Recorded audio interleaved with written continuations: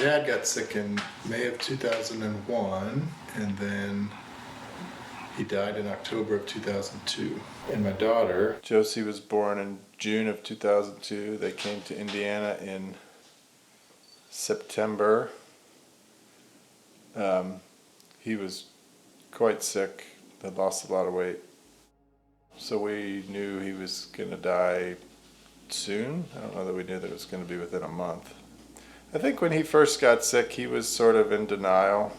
He told Mom that they had caught it early, but they hadn't caught it early. It was pretty advanced. Cancer had moved from his colon into his lungs by that point.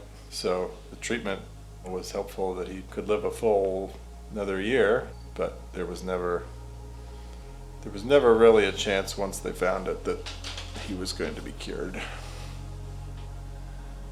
It was pretty close to when he died that we were visiting and somebody came over to talk about finances and talk about filing a disability claim at the college so that he could keep getting his paycheck. You had to wait some number of weeks before you start getting paid, and he said, I'm not going to live that long.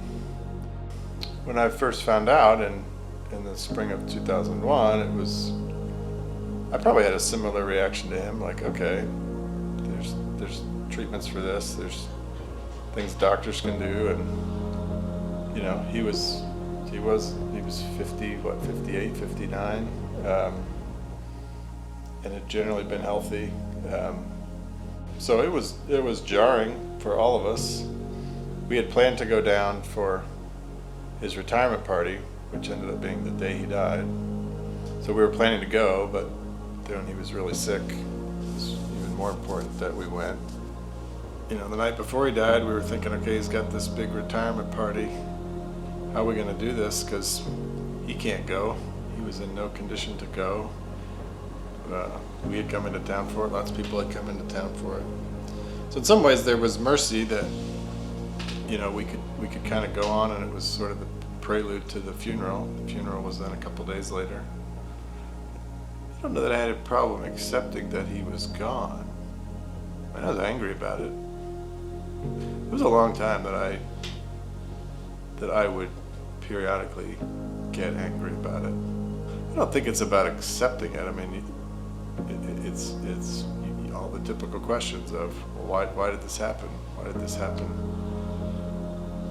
to him? And I even had another relative come to me and said, you know, I wish it had happened to me instead of him. You know, that's hard too, to figure out, okay, why does God decide to take one and not another? And in a human perspective, you would think has a lot more to do and a lot more to live for, not just the stuff for his sake that I talked about, like all the impact that he could add on students for another 5 or 10 years or whatever it was going to be, and seeing him be a leader in his church and in his community. And so, you know, you can't figure all that out, why God's plan is different than ours, but just gotta trust it. We have ideas about how things should go, and those may be good, faithful ideas, but you know, I've just had to learn that he knows what's best, and you know, I still don't have a full grasp on, you know, why it wouldn't have been good for him to know Josie and you and Will and Lucy and Drew, but you know, I think it makes you more reliant on God, on His plan for us, and I think it affects me in the way that I know we're not living for this world. We're living for a future kingdom. The Lord puts us here for a time, puts us in a time and place that may be, you know, in my case, it may be 48 years, maybe 88, I don't know. But it just reminds me that there are temporal things that are important, but there are eternal things that are much more important.